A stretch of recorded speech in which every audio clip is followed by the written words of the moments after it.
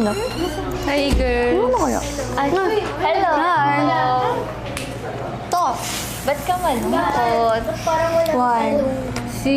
Kasi nakita ko kanina, may ka-video call siya. No? Like, girl yung ka-video call niya. Oo, kaibigan lang.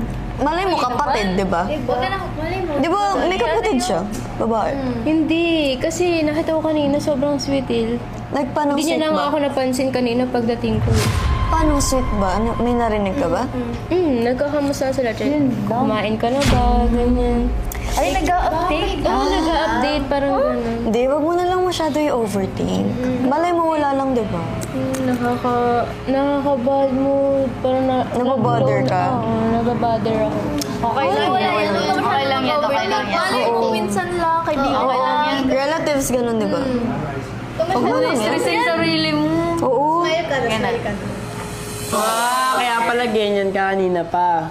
Oo, may kausap akong babae. Naalala mo ba yung ginawa niya sa ni Yana? Tinetest ka lang talaga namin ni Yana. Si Yana talaga yung kausap ko noon. Di ba, Yana?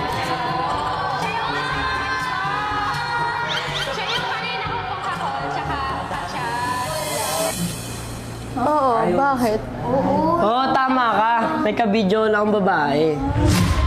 Eh, di kumamin ka rin. Oo, inamin ko nga. At ito yun, no?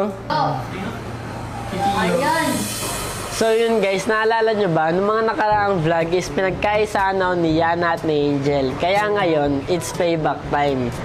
Ngayon guys, is gagawin natin ay may ibang babae na tumatawag sa atin pero filter lang yan guys, oh. Papalabas ko kay Angel na may tumatawag sa akin babae. Sinantay ko na lang si Angel para magawa ko tong revenge sa kanya. Uy, dyan na si Angel. Yun na. Kumain ka na ba? Di ba nakakain? At ito yung ginawa kong revenge sa ginawa nyo.